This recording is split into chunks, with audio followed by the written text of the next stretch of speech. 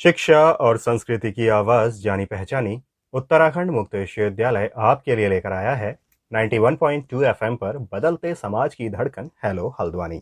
जैसा कि आप सभी जानते हैं कि हेलो हल्द्वानी एक सामुदायिक रेडियो है और इस रेडियो को उत्तराखंड मुक्त विश्वविद्यालय संचालित करता है। तो इस रेडियो के जरिए जहां हम एक तरफ विश्वविद्यालय के विद्यार्थियों के लिए जानकारियां लेकर आते हैं, तो वहीं हम कुछ जानकारियां आसपास के समाज के लिए भी लेकर आते हैं। और रही बात अगर समाज की, तो समाज में अगर हम देखते हैं तो हमारे आसपास का समाज यानी कि हल्द्वानी शहर के आसपास का समाज ऐसा समाज है जहां पर हमें कई तरह के पशु प्रेमी भी देखने को मिलते हैं और कई पशु प्रेमियों के घरों में पले हुए डॉग्स, वो जीव भी अक्सर वहां पर हमें देखने को मिलता है। तो जो अपने घर में डॉग्स पालते हैं उन्हें अपने डॉग से बहुत प्यार भी होता है और उनकी वो केयर भी पूरी तरह करते हैं। तो आज हम इन्हीं डॉग लवर्स के लिए एक खास कार्यक्रम लेकर आ रहे हैं और इस कार्यक्रम में हमारे साथ आज मौजूद हैं डॉक्टर अंकिता रौतेला, जो कि एक पशु चिकित्सक हैं। तो डॉक्टर अंकिता, आपका बहुत बहुत स्वागत है हेलो हल्द्वानी के स्टूडियो में। धन्यवाद। डॉक्टर अंकिता, जैसे हमने बात की कि डॉग्स के ऊपर हमारा ये प्रोग्राम बेस्ड होगा, तो हम डॉग्स की बीमारियों पर आपसे चर्चा करेंगे। जो डॉग्स हम पालते हैं, चाहे वो ब्रीड वाले डॉग्स हों या फिर लोकल डॉग्स भी अगर हम पालते हैं, तो उनमें भी बीमारियां अक्सर हमें देखने को मिलती हैं। तो किस तरह की बीमारियां हमें देखने को मिलती हैं, उनका निदान किस तरह से हो सकता है, इस बारे में हम आपसे चर्चा करेंगे। तो डॉक्टर अंकिता, सबसे पहले हम ये जानना चाहेंगे कि जब कोई अपने घर में डॉग्स पालता है तो क्या कुछ सावधानियां उसमें होनी चाहिए और क्या क्या बीमारियां डॉग्स में देखने को मिलती हैं? सबसे पहले तो जब भी आप डॉग पालने का विचार करें तो उसके लिए पहले अपने माइंड को उस तरह से तैयार करना बहुत ज़रूरी है कि क्योंकि वो आने वाले 10 से लेके 12 वर्ष तक आपके साथ रहेगा, कि आप उसका उतना खर्चा और उसकी जिम्मेदारी उठाने के लिए तैयार हैं कि नहीं है। क्योंकि जैसे इंसानों में बीमारियां होती हैं, डॉग्स में भी बीमारियां होती हैं। सबसे पहले हम बात करेंगे कुछ आम बीमारियों के बारे में जो कि ज़्यादा गंभीर नहीं है। पहली है डेंटल डिजीजेस या दंत रोग, हम जिसके बारे में बात करेंगे। आपने देखा ही होगा जब पशु की उम्र 3 वर्ष से ऊपर हो जाती है तो उनके दांतों में टार या प्लाक जमा होना शुरू हो जाता है और जिंजिवाइटिस, जिसे हम बोलते हैं, मसूड़ों में सूजन आनी भी शुरू हो जाती है। अगर इसको इग्नोर किया जाए तो ये पेरियोडेंटल डिजीजेस में कन्वर्ट हो जाती है, जिसमें एप्सिस और पस आना, मुंह से खून आना, ये सब शुरू हो जाता है। तो इसके शुरुआती लक्षण क्या है? मुंह से बदबू आना, दांत ढीले हो जाना और वो ड्राई खाना, जो सूखा खाना होता है, उसे खाने से मना कर देता है जानवर। बाद में इसमें से वही ब्लड, दुर्गंध और ये सब आना शुरू हो जाता है। इसके लिए आपको क्या करना चाहिए? रेगुलर दांतों को डॉग्स के ब्रश कराना चाहिए। आजकल वो फिंगर ब्रशेज आते हैं मार्केट में, और डॉग्स के लिए अलग टूथपेस्ट, जो टूथपेस्ट हम अपने लिए यूज करते हैं उससे उन्हें ब्रश नहीं कराना चाहिए। डॉग्स के लिए अलग टूथपेस्ट आता है, उसे यूज करना चाहिए। और रेगुलर आपको विजिट करना चाहिए अपने वेटनेरियन के पास। तो मैम, आपने बात की दंत रोगों के बारे में। तो दंत रोगों के बारे में जैसे आपने बात की और इसके बारे में आपने निदान भी हमें बताया कि हम डॉग्स को रेगुलरली ब्रश करवाते रहें, और इसके अलावा और क्या क्या बीमारियां हमें डॉग्स में देखने को मिलती हैं? जी, अगला एक कानों में इन्फेक्शन बहुत ज़्यादा देखा गया है। ये आम बीमारियां और ये मेजरली उन डॉग्स में होती है जिनके कान लटके हुए, जिनको हम बोलते हैं पेंडुलस ईयर होते हैं उनके, वो संक्रमण के प्रति अधिक संवेदनशील होते हैं।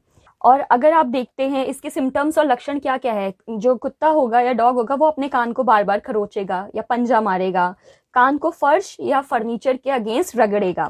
ये एक संकेत है कि उसमें संक्रमण हो सकता है। इंसानों का जो कान होता है वो सीधा होता है, इसलिए उसमें इन्फेक्शन कम होता है, जबकि डॉग्स का एल शेप का होता है, जिसकी वजह से उसमें संक्रमण के ज्यादा चांसेस होते हैं। और अधिक गंभीर जो लक्षण इसमें पाए जाते हैं, अगर कान में इन्फेक्शन है तो उसमें हो जाएगी रेडनेस, जिसे हम बोलते हैं लालिमा हो जाएगी एयर कैनाल में। कानों के चारों ओर की पपड़ी, स्कैब या क्रस्ट जमा होगा। उस तरफ के जो आपके बाल होंगे कान की तरफ के, वो झड़ने लग जाएंगे। संतुलन की समस्या, पेन और सर्कलिंग मूवमेंट, और लास्ट में बहरापन हो सकता है। इसको हम कॉमनली ऊटाइटिस एक्सटर्ना भी बोलते हैं। इसका ट्रीटमेंट भी आप पशु चिकित्सक के पास जाके ही लें। वो उसके सिम्टम्स के अकॉर्डिंग या उसके टेस्ट करने के अकॉर्डिंग उसमें एंटीफंगल या एंटीबायोटिक्स ट्रीटमेंट करेंगे।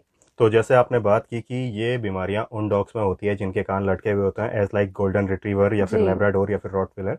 जैसे अगर जर्मन शेफर्ड या फिर पोमेरियन, इस तरीके के जो डॉग्स हैं जिनके कान खड़े होते हैं, उनमें शायद इन बीमारियों के चांसेस, इनमें भी ये बीमारियां होती हैं, लेकिन ये लक्षण उतने गंभीर नहीं होते हैं। और इसके अलावा और किस तरह की बीमारियां हमें देखने को मिलती हैं डॉग्स में? नॉर्मली आप देखेंगे उल्टी दस्त हो जाएंगे या स्किन इन्फेक्शंस होंगे। और आजकल एक और चीज देखी गई है कि मोटापा से बहुत ग्रसित रहते हैं, तो उसके लिए हम लोग उसको कैसे डायग्नोस करें? आप उसकी पसलियां, अगर आप अपने डॉग को टच कर रहे हैं, देख रहे हैं, और अगर उसकी पसलियां, रिब्स जो हैं, वो आपको फील हो रही हैं, तो मतलब वो मोटापा उसको नहीं है। और अगर वो नहीं हो रही है तो उसमें मोटापा के लक्षण उसके बोले जाएंगे कि वो ओबीज है, ओबेसिटी जिसे बोलते हैं। तो उसके लिए रेगुलर एक्सरसाइज आपको करनी चाहिए। और अगर आप ये ओबेसिटी ठीक नहीं होती है तो डॉग्स में आगे जाके कैंसर, डायबिटीज और हाइपरटेंशन या हार्ट रिलेटेड अदर दूसरी बीमारियां भी हो जाएंगी। तो जैसे मोटापे की आपने बात की, तो उसको कंट्रोल करने के लिए क्या हम रेगुलर लाइफ में भी उसके लिए कुछ कर सकते हैं, या फिर रेगुलर डेज में भी उसके लिए कुछ कर सकते हैं? हाँ, एक्सरसाइज मैंने बोला, जो ओबेसिटी जी। है उसके लिए मेन ट्रीटमेंट और उसका ट्रीटमेंट क्या, प्रिकॉशन या prevention is better than cure वाली तो वो कंडीशन है। एक्सरसाइजेस क्या क्या हो सकती हैं ऐसे कुछ, जैसे कितना वक्त उसे देना होगा? सुबह शाम कम से कम आधा घंटा आप उसे दौड़ाएं। तो जाहिर सी बात है, अगर आपने अपने घर पे डॉग्स पाले हैं तो आपको उनको वक्त तो देना ही होगा, क्योंकि जिस तरह से आप अपने घर पे बच्चों को परवरिश देते हैं, ठीक उसी तरह से डॉग्स को भी पालना ज़रूरी होता है, क्योंकि उन्हें भी पूरी केयर की ज़रूरत होती है। और इसके अलावा क्या कुछ बीमारियां हमें डॉग्स में देखने को मिलती हैं? जी, अब आते हैं कुछ प्रमुख बीमारियों के बारे में बात करते हैं। जैसे कि आप लोगों ने सुना होगा रेबीज। यह एक वायरल बीमारी है जो हमारे मस्तिष्क और रीढ़ की हड्डी, ब्रेन या स्पाइनल कॉर्ड को प्रभावित करती है। इस वायरस का जो संचरण है, जिस बोलते हैं ट्रांसमिशन है, वो कैसे होता है? जो इन्फेक्टेड डॉग है उसके काटने से, उसकी लार, जैसे हमारे शरीर में कोई घाव हुआ और म्यूकस मेम्ब्रेन जिसे बोलते हैं श्लेष्मा की झिल्ली, वहां पे अगर उसकी लार पड़ जाए, उससे इसका ट्रांसमिशन होता है। अब जिन मनुष्य और डॉग्स में जिनमें रेबीज के लक्षण प्रलक्षित हो जाते हैं, उनका उपचार संभव नहीं है। यद्यपि मनुष्यों में अगर संक्रमित जानवर के काटे जाने के तुरंत बाद एंटी रेबीज का टीका लगवा लिया जाता है तो बचाव हो जाता है। अब रेबीज के क्या क्या लक्षण आते हैं, जैसे हम डॉग्स में देखेंगे उसमें क्या लक्षण हैं। उसके व्यवहार में अचानक से परिवर्तन आ जाएगा, वो थोड़ा बेचैन रहेगा, आशंकित रहेगा, आक्रामक रहेगा और चिड़चिड़ा रहेगा।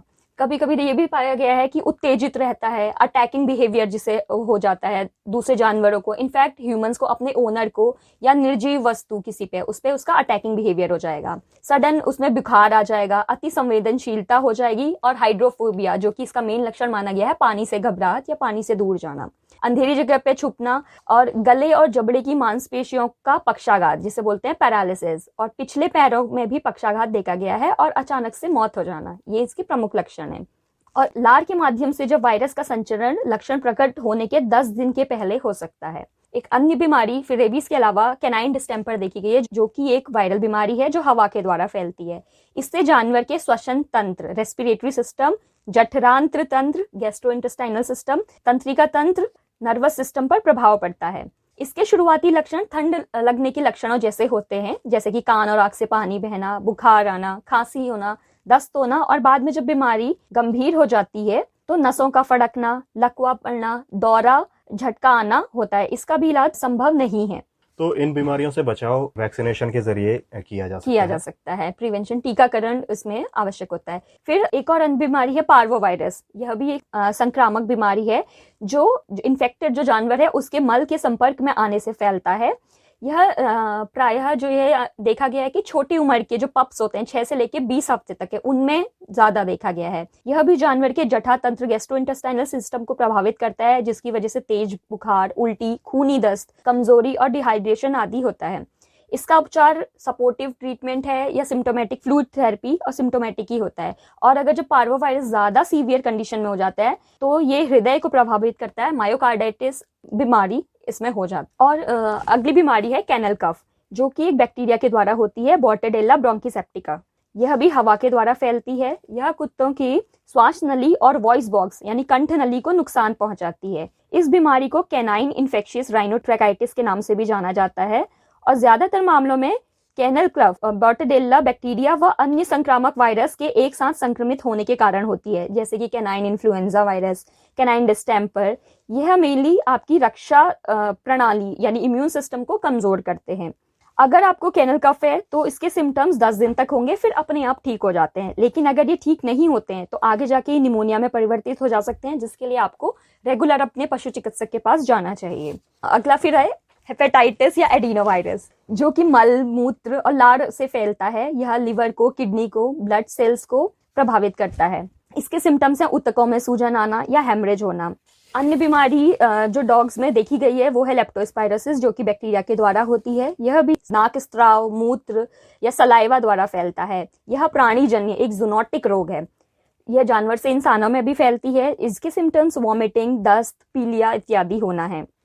कोरोना, जैसा कि आजकल कोरोना का बहुत ज़्यादा वो है, यह भी पशुओं में होती है। यह भी वायरल डिजीज़ है जो आपके गैस्ट्रोइंटेस्टाइनल सिस्टम को प्रभावित करती है। डायरिया, इसके लक्षण जो है पार्वोवायरस डिजीज से बहुत ज़्यादा मिलते हैं। यह बीमारी भी 2 से 10 दिन तक रहती है और 6 महीने तक जो पशु होता है, जो बीमारी से ग्रसित होता है, वो इसका कैरियर हो सकता है, यानी अन्य जानवर को या मनुष्य को इसको फैला सकता है। डॉग्स में और कॉमनली हमने देखा है कि टिक्स हो जाते हैं, जैसे जिनको परजीवी हम पैरासिटिक इन्फेस्टेशन या इन्फेक्शन बोलते हैं। पिस्सू हो जाना, लाइस हो जाना जिसे बोलते हैं जुएं पड़ जाना, माइट्स हो जाना, फिर इंटेस्टाइन गैस्ट्रोइंटेस्टाइनल जो पैरासाइट्स हैं जैसे कि tapeworm, roundworm, heartworm, hookworm, ascaris, whipworm, ये सब इन्फेक्शंस भी देखे गए हैं जिनके बचाव ही इनका क्योर है, हम बोल सकते हैं। वैक्सीनेशन इसलिए करवाना चाहिए। अब बात, जैसे अगर बात की जाए वैक्सीनेशन की, तो वैक्सीनेशन कितनी ड्यूरेशन के बीच में हम करा सकते हैं? एक छोटे पपी से अगर शुरू करते हैं हम, तो किस एज तक वैक्सीनेशन कितनी ड्यूरेशन में होता है? तो वैक्सीनेशन करवाने से सबसे पहले आपको ये इस बात का बहुत ध्यान रखना चाहिए कि वैक्सीनेशन के पहले डिवर्मिंग बहुत जरूरी है। तो फोर्टनाइटली यानी 15 दिन के अंतराल में जो पप्स 3 महीने से छोटे होते हैं उन्हें 15-15 दिन के अंदर आपको डिवर्मिंग करवाना है। जो पप्स 3 से 6 महीनों के हैं उनको हर 1 महीने में करवानी है डिवर्मिंग। 6 महीने से 1 साल के हैं 2 महीने में एक बार आप करवा सकते हैं, और 1 साल से बड़ी उम्र के पशुओं में हर 3 महीने में आप डिवर्मिंग कराइए। अब जब भी आप वैक्सीनेशन के लिए जाएं, आप अपने पशु चिकित्सक के पास, उससे पहले वो डिवर्मिंग करवाते हैं। तो हम वैक्सीनेशन के बारे में एक मोटी मोटी बात कर लेते हैं। जो वैक्सीनेशन का जो सबसे पहला डोज लगता है जब पप की उम्र 6 से 8 हफ्ते होती है, उसमें आपको टीके लगवाने होते हैं कैनाइन डिस्टेम्पर के या पार्वोवायरस के लिए। ऑप्शनल आप लगवा सकते हैं बॉर्टेडेला ब्रोंकिसेप्टिका का। जब पप की उम्र 10 से लेकर 12 हफ्ते हो जाती है तो डीएचपीपी यानी distemper, adeno hepatitis, para influenza, parvo, इसकी वैक्सीन लगती है। 16 से 18वें हफ्ते में, यानी जब 3 से 3.5 महीने का पप हो जाए, तो यही डीएचपीपी और रेबीज की इंजेक्शन लग सकती है, और हर 1 से 2 साल में डीएचपीपी की आप लोग इसको रिपीट करते हैं। अब आजकल जो है 7-in-1 डॉग्स में चलता है। हम लोग जो वैक्सीनेशन कॉमनली करते हैं 7-in-1 है। 7-in-1 में किस किस के अगेंस्ट उसका वैक्सीनेशन है? कैनाइन डिस्टेम्पर हो गया, हेपेटाइटिस हो गया, कोरोना हो गया, पैरा इन्फ्लुएंजा है, पार्वो है एंड लेप्टोवायरस है। इनके अगेंस्ट ये 7-in-1 है, जिसकी फर्स्ट डोज 6 हफ्ते का जब पप होता है उस समय लगती है। उसकी बूस्टर लगेगी आपको 3 हफ्ते के बाद, और ये हर साल में आपको फिर रिपीट करनी है। और जब आप रेबीज का वैक्सीनेशन भी आपको करवाना होता है जब पप की उम्र 3 महीने हो जाती है, और फिर हर साल में इसको आप रिपीट करते हैं। तो ये हो गया इसके वैक्सीनेशन के बारे में। डॉक्टर अंकिता, काफ़ी जानकारी आपने हमारे इस प्रोग्राम के जरिए डॉग लवर्स के लिए दी है, जो कि डॉग्स को अपने घर में बतौर पेट पालते हैं। तो उनके लिए काफ़ी हद तक ये जानकारी मददगार साबित होगी, और किस तरह से वो अपने डॉग्स को डिजीज़ से दूर रख सकते हैं, उसके लिए ये डॉग लवर्स के लिए काफ़ी हद तक मददगार साबित होगी। और इसके अलावा अगर कोई और बात आप इस कार्यक्रम के जरिए अगर कहना चाहें तो आपका स्वागत है जी। जैसे अभी आजकल आप देखेंगे कि सर्दियां हो रही हैं, तो आपको इस समय अपने डॉग्स का पूरा बचाव रखने की ज़रूरत है। जैसे उनमें एकदम से आपका टेम्परेचर हाई या लो हो जाता है, तो अभी हम लोग देखते हैं कि कई लोग तो जानवरों को नहला लेते हैं, तो उसका थोड़ा नहलाने की फ्रीक्वेंसी कम करें। या महीने में 2 महीने में एक बार उसे नहला लें, या ड्राई शैम्पूज आजकल मार्केट में अवेलेबल है, उनसे आप क्लीनिंग करें। और आपको ठंड से बचाने के लिए उनके वार्म कोट्स होते हैं, जैकेट्स आते हैं, वो सब उन्हें पहनाएं। उनके खाने पीने का ध्यान रखें और पानी थोड़ा गुनगुना करके उन्हें पिलाएं। ये एक बेसिक कॉमन चीज़ें हैं जो आप जैसे अपने घर में बच्चों को भी प्रोटेक्ट करके रखते हैं, तो आपके पपीज और जो भी डॉग्स हैं उनको आप उस तरह से बचाव करें उन्हें सर्दी में। चाहे इलेक्ट्रिक हीटर उनके जहाँ पे भी आप रखते हैं इलेक्ट्रिक हीटर लगाएं, या जो भी मतलब गर्मी का इंतजाम आप लोग करना चाहिए इस समय। तो डॉक्टर अंकिता राउतेला, आपका बहुत बहुत धन्यवाद हेलो हल्द्वानी की टीम की तरफ से। दोस्तों, आपका भी बहुत बहुत धन्यवाद अंत तक इस कार्यक्रम में बने रहने के लिए। और अभी आप सुन रहे थे डॉक्टर अंकिता राउतेला को, जो कि एक पशु चिकित्सक हैं। तो इसी के साथ मैं आपका दोस्त अनिल भी आपसे चाहूँगा इजाज़त। नमस्कार।